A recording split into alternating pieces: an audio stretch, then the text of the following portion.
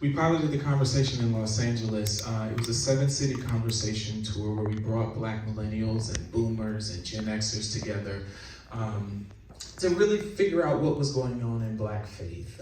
We partnered with the Pew Research Center to really take Pew's quantitative data and make it qualitative, right? Who are these voices behind the data that says millennials are more spiritual than religious, right? Who are the voices, who are the individuals? And so the project, I often say, it was born out of my own questions. I served as an executive pastor of a church, and so it was born out of my questioning of why were there not people my age in the congregation.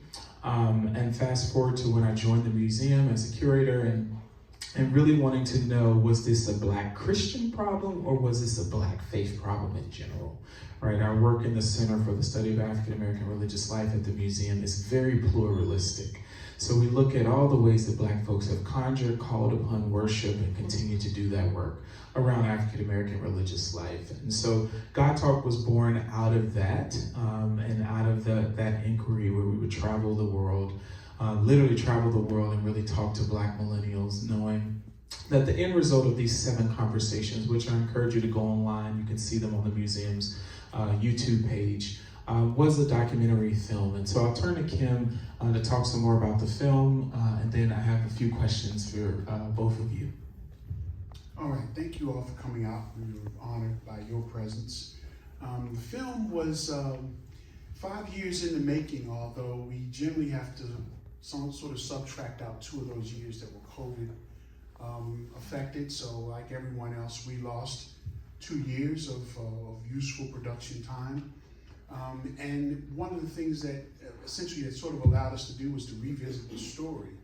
We actually, if you noticed, several of the principals in the film, you will notice that they are in different modes of appearance, younger, maybe heavier, different hairstyles, things of that nature, because once COVID hit, Teddy thought, and rightfully so, that this was a life-changing event, and we needed to really sort of gauge where these individuals might be at this point.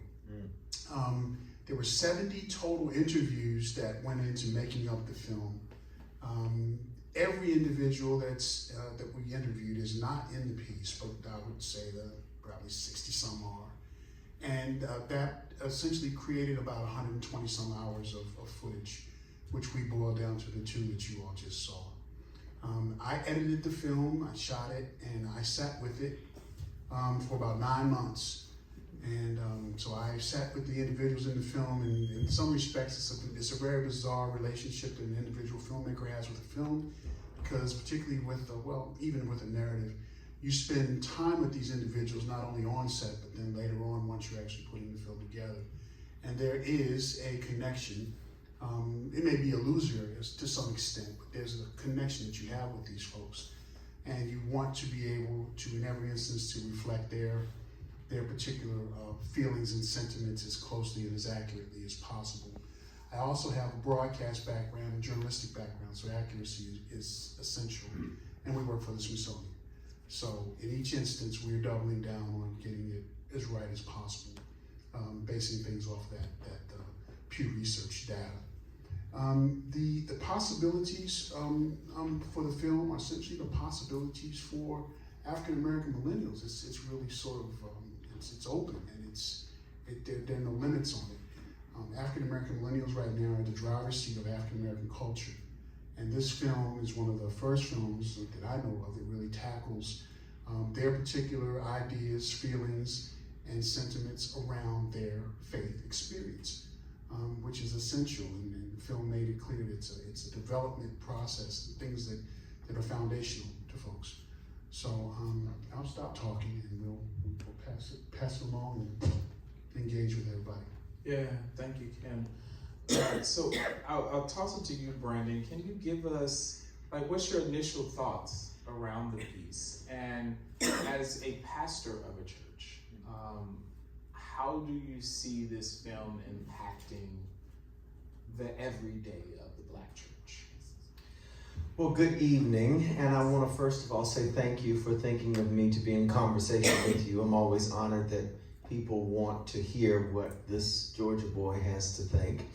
And I think I'll start by saying my name is Brandon Thomas Crowley, and I am a millennial. I love the last part of that where everyone was having a sort of confessional. And as you stated, I identify as a Christian. I am a pastor of a church. I'm very excited and very grateful that the two of you took time and put resources into producing this film. A lot of Black churches have talked extensively about millennials. I really appreciated in the film where the person stated, you know, everybody expects us to be teenagers, but like we're in our 30s now. We're having children. We're getting into even more debt, buying homes. So it was really good to see a sort of report on the diversity of thought around millennial faith and our understanding of God. I think that a lot of times discussions around Black faith can solely center on Black churches. So I was very, very, very excited to see the wide range of faith traditions amongst African Americans, millennials. I will say that what I am hoping that this video will do, I don't know exactly, I don't necessarily identify as a seer or as a prophet, but what I am hoping for this documentary is that it will help Black churches to rethink what it means to be church and what it means to be churches. And over and over again, watching the documentary, I kept thinking, okay, the answer is that we need to divorce ourselves from colonialism. We need to kill the whiteness within Black ecclesial spaces. Like, that is the work. I really appreciate, as a queer, married man, I really appreciate the extensive amount of time that you've dedicated to talk about gender and sexuality. I think that is a very big issue. One of the things that I hope that Black churches will do as a result of watching this is to first of all, to repent. I think we need to have a stage of repentance. I think there also needs to be a space for lamenting. And I think lamenting makes people uncomfortable, especially institutions, because it makes us have to face what we have not been. And then the last part that I hope that we will do, which is the constructive part, is reimagining. I'm thinking about Willie Jennings' work in this.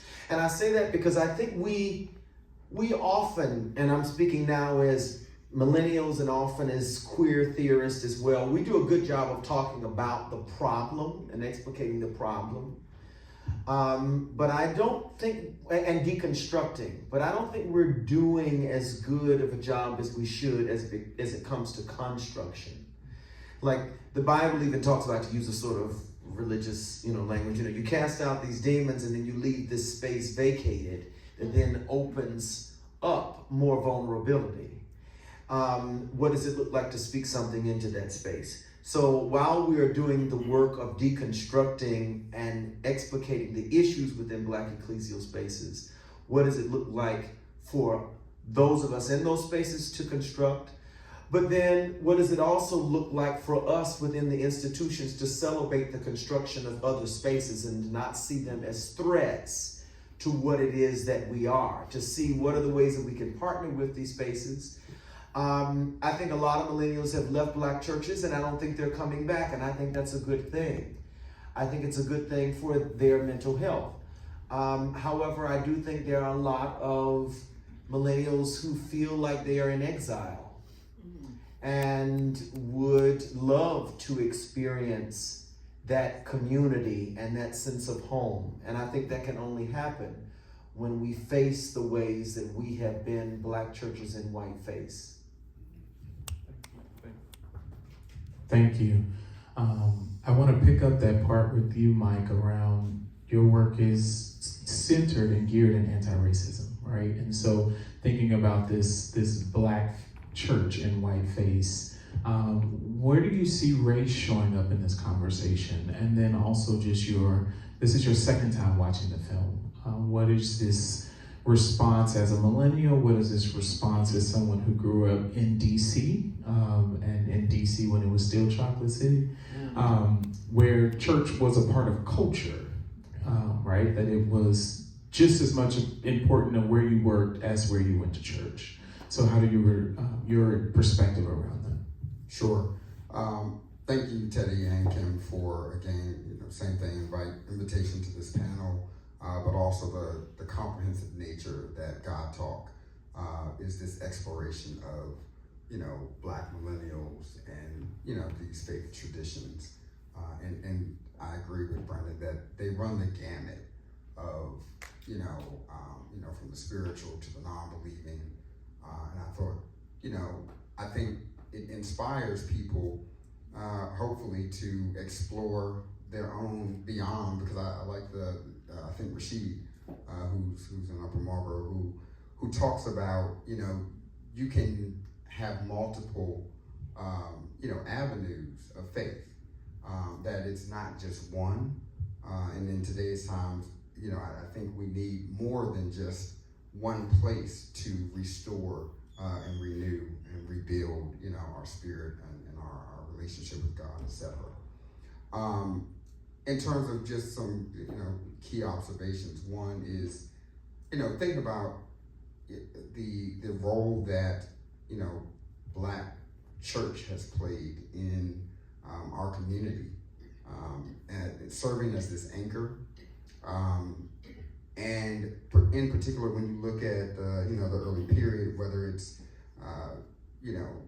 coming from slavery, where the Black church plays this outsized role and religion plays this outsized role in inspiring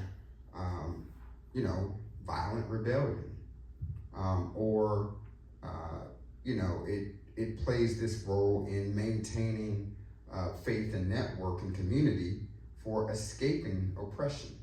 So there's a lot of, nuanced ways in which the Black church and religion plays these really significant roles. And it's also the paradox, right, of religion, for it to, even, other faith traditions such as, and that are white, the Quakers, and you look at abolition, right? The abolitionist movement does not upend slavery without this deeper examination in relationship and understanding of what it meant to believe in liberation and freedom. And so, then to your question around, how does race show up and play a part in, those that believe or don't believe. I know in my own family, this is a great criticism, my great-grandmother, who, God rest her soul, who lives in Mississippi, who lived in Laurel, Mississippi. There was a, picture framed of white Jesus in her house. And, of course, my sister and I would talk about that, my parents, that is absolutely, bizarre at the very least. But that is, I think you look at that, my great-grandmother rather, was about 98, 99 or something when she passed. And this is back in 2005. So when I think about, the fact that her and my great-grandfather were sharecroppers, I very much get the sense that they were indoctrinated, right, into a believing pattern and practice that looked a certain way. And honestly, it is the only way in which that was the options were, I think, a lot more limited then than they are now. And so I think this film is an excellent representation of how Black millennials have fanned out and moved and progressed in ways that, even in segregation, right? You come up to Jim Crow. Now, those were our only choices. And we had not yet fully moved, on to other cities, other places, to California, et cetera, to, learn these new ways of believing, of, restoring our spirit, et cetera. So I think there's a multitude of progression that we see from our generation, my great grandparents that I just referenced, you know, they're this great generation being born at the turn of the century or you know, in the late 1800s, right? And so, you know, then my grandparents and then my parents. So you see this progression. My parents, I would say, always had kind of a skepticism of Black church, at least my father in particular. You know, we'd go to church in the 90s, AME, and my dad, you know, was fine until, you know, he learned that the board of trustees or what have you of the church, the governing body, had, you know, given the pastor a raise and had bought him a home in Woodmore South, which is it's a very nice community, but it sits right across from Woodmore, the original, which is this golf gated. So this is like the, you know, the B community, but it was still very nice. And so there's the skepticism around the focus on, you know, money and, you know, this kind of prosperity, you know, type of practice and preaching that, you know, quite a few of our churches espouse today. So, any follow-up? Yeah, no, I want to open it up to you all. I want to hear from you. So if you have a question, just raise your hand and I'll bring the mic so everyone can hear you. But to your point, if you have a question, feel free. I'll just keep talking. But if did I see one? Did we miss one? Somebody? No. Oh, Dwight. Okay. Yes, thank you. Good evening. Thank you for having me, Dr. Reeves, and Mike, thank you again. Question, as we talk about the millennials now, as we're getting older, we're now in those spaces where we're now homeowners and parents, and some of us are grandparents. Growing up, the word gay or the word faggot and all these other words growing up were like, you never heard of it on TV, you never seen gay people. Now it's more inclusive, now it's normalized. And so as millennials, as we now get into the spaces of it's being more accepting in the church, do you think the next generations, the younger generations, where being a social media influencer is a normal 9 to 5 now, and we grew up as traditional 9 to 5ers, now we can't even fathom having social media as a career, and how the new generation doesn't even want to go to college. But now, and they're the more rebels, as we like to call them as now, as millennials.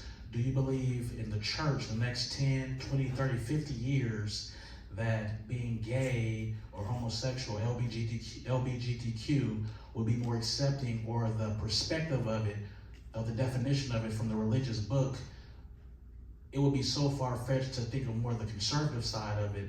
Do you think it'll be more accepting now, or in the next 50 to 100 years, when we're old or maybe dead in our grave?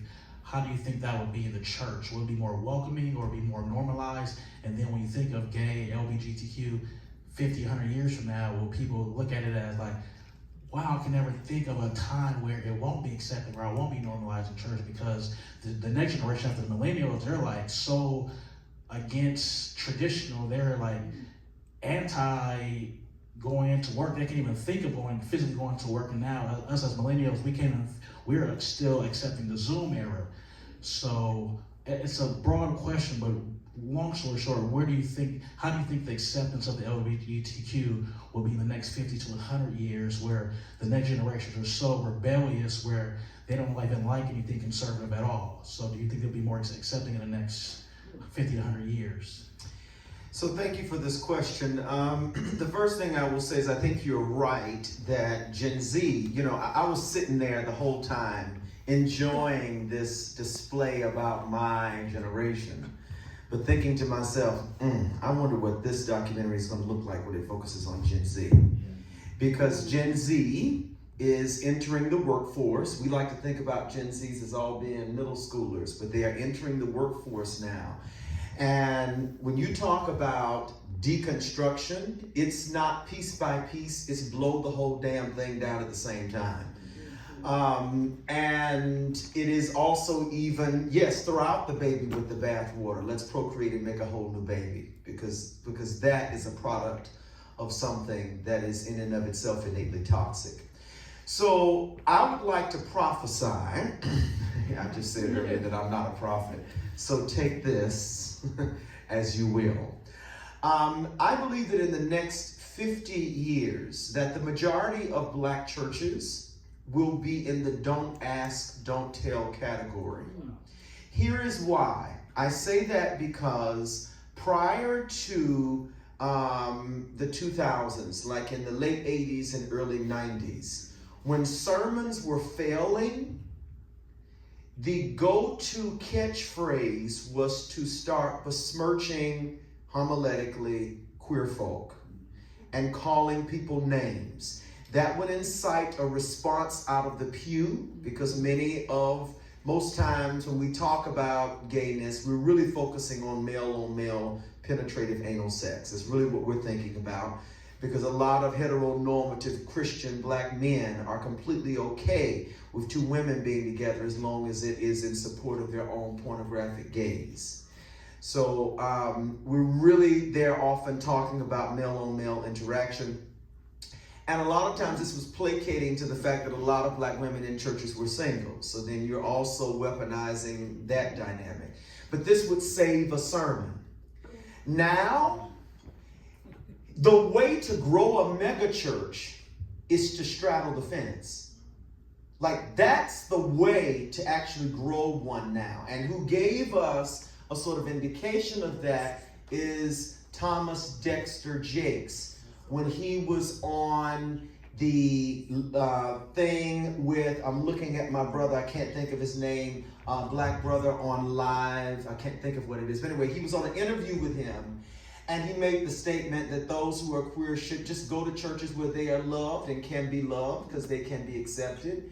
And then if there are spaces, then they should not. He kind of takes the approach that Jesus does in Matthew. You know, if you can love the eunuch, then do so. If not, leave them well enough alone. He also has this interview with Oprah, in which he makes the statement, well, everybody's welcome here.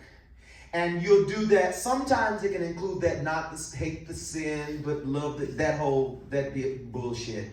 But I see most churches going into that direction to save their budgets. Because the pew is not really at the point of really trying to protest against the pastors, but the pastors also don't want to upset that money. And people now got grandbabies that's gay, they got grandbabies that's trans, and it's like, yeah, you can talk about go tell down the street who do have, but don't talk about my babies. So I think most are going to become don't ask, don't tell, but that is not going to be because the Holy Spirit led them there. It is going to be driven by economics. It's going to be driven by money. But I don't mind that as a queer person. Like, whatever we got to do to make you do right. But the other thing that I think is also going to happen is that there's going to be also a huge rise in the sort of CCM, white evangelical masking itself in some aspect of black polysyllabic sound that's also going to rise. But I think we have to realize that diversity has always been present. These people are lying, talking about all black churches were all involved in the civil rights movement, all black churches preach liberation theology, that is a bunch of BS. Like, the majority did not. We are latching on to that narrative now because it sounds good in the sort of trope that James Cone tried to paint in trying to do respectability politics and ecclesiology from a black perspective.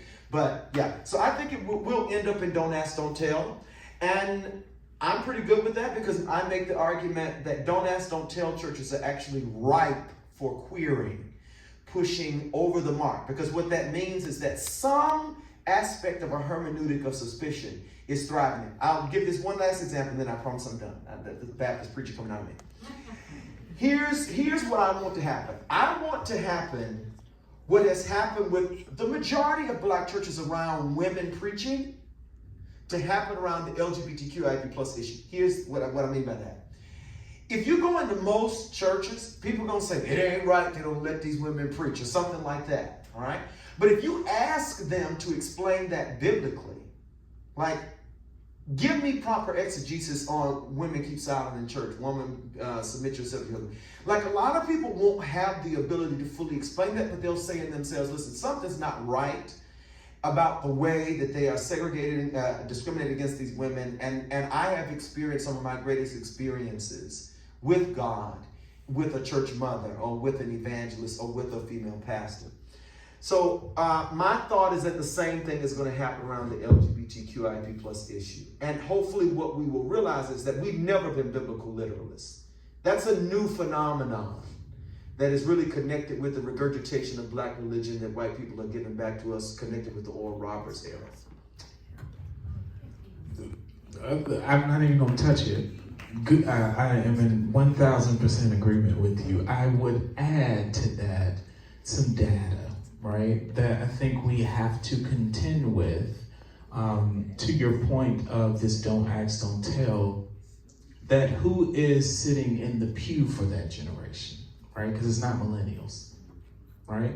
And Gen Z is a small generation, right? They're rebellious, but they are the new Gen X, size-wise, right? And millennials are the new baby boomer. We are the largest generation in the workforce. We are the largest generation in the world right now, right? That you will have, I tell every pastor, you have to contend with millennials, whether we walk in your door or not, right? We are the generation to contend. I know we're coming up on time. Is there another question? This is it? Wait. Okay, no. Oh, okay. This is a question from my cousin.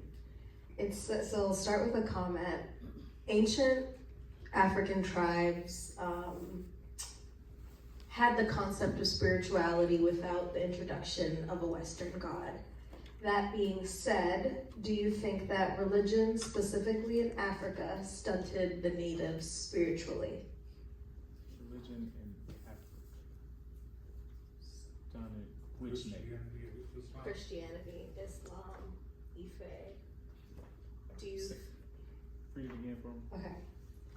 just the question part. Yes. Do you think that religion in Africa stunted the natives' spirituality? What I'm interpreting the question as to, because I was like, is contending with the introduction of Western monotheism and how Africans were forced to leave the continent and also eventually with time make choice to leave, and what religion has become in Black America. Do you think their spirituality or religious identities were compromised? I'll take a stab and I'll let them take a stab, and this will be our last question. We'll be up here, we'll be in the back if you have more questions. I think that we have to nuance Black religion in this country, right? That Black people have been inherently pluralistic when we got here, right? Yes, a third of the population were Muslim. Yeah. Many practiced traditional African religion. It was a very small, extremely small subset that was Christian. Christianity was too far north and we were coming from West Africa, right? Because we also need to sit with the Christianity is inherently African. Yes. Right? It's an African story. Yes. That's the Coptic Church, right? Yeah. They would argue that they still have the Ark of the Covenant today, right? So it's inherently African. So I think part of this is, to this point of throwing out the baby with the bathwater, I'm like, we can't throw Christianity out because that's actually African. We can contend with it. Many of us ancestrally are not Christian because we came from West Africa, right? But I think that there is something to say about what Black people were able to create once they got here, right?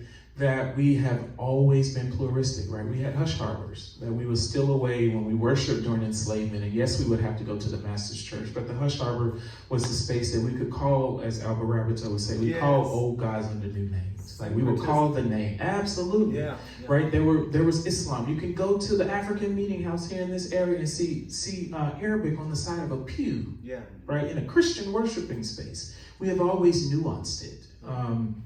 I think over years we've lost that. So, you know, when I go in Black churches and I'm like, y'all can't preach against other traditions because people shouting in here, and shouting is not inherently Christian. It's Muslim.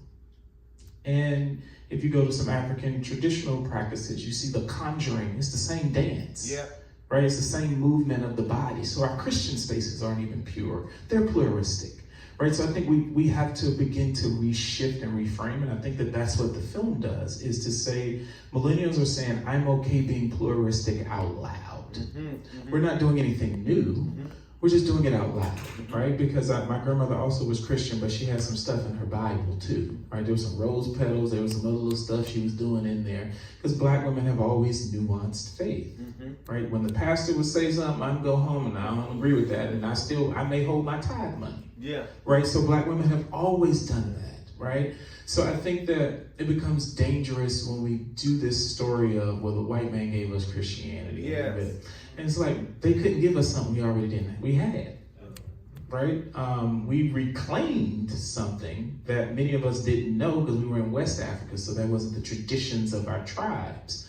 But what we can say is that we have done some amazing work around nuancing it.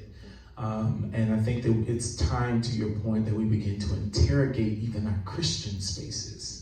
Because I'm like, you can't demonize something that you're doing every Sunday and you conjure people into shouting. Right? And so for the sake of time, I know we are at time. I see time. Thank you all so much for coming out. We'll be here. If you have any questions, feel free to come back up. Thank our analysts for being here.